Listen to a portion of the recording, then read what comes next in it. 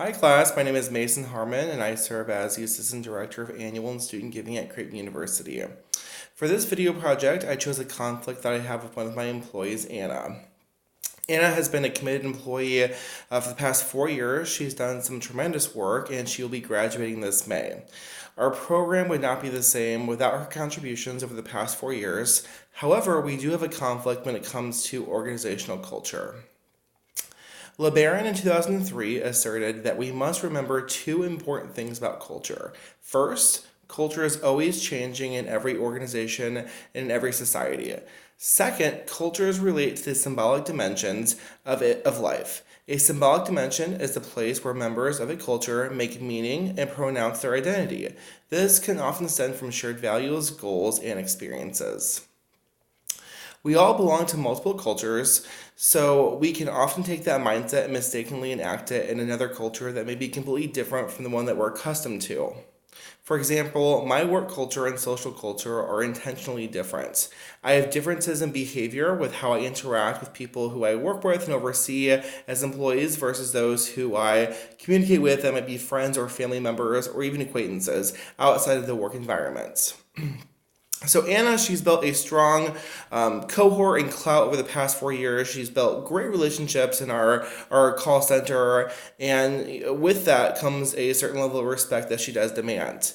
So Anna has naturally worked to create change in our culture over these past 4 years, and some of her ideas have been helpful and productive, whereas others seem to cause more harm than good. For example, Anna wants us to terminate employees who have more than 2 absences.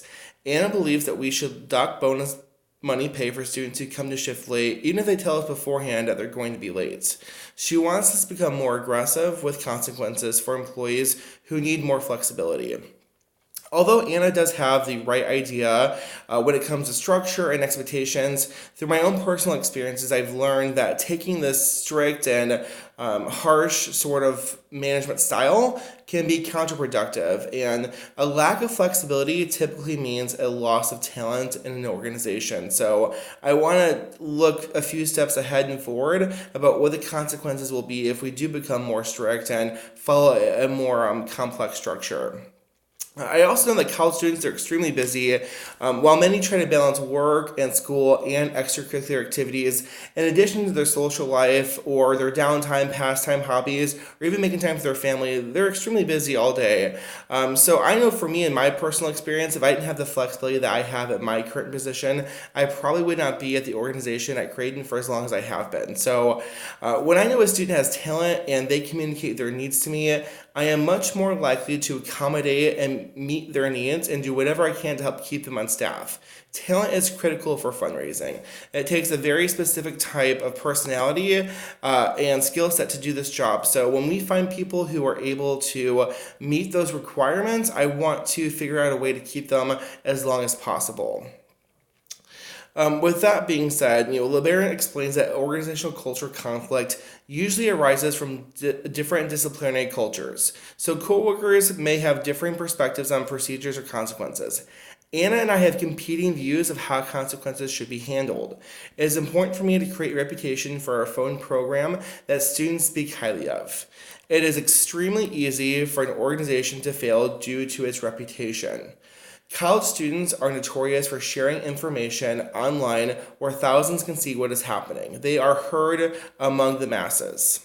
Therefore, when I have students portray us in a positive light because they had a good working experience with us, we were lenient, we were flexible, we were accommodating, they talk about that. They tell their friends, they talk about it online, and it builds our reputation to be in a good spot like where it should be. So for me, I want to make sure that we're able to keep that reputation very strong, and I don't feel like Anna understands that entirely and why that's really important for us. So when others do not meet our expectations, this is a sign that our cultural expectations are different.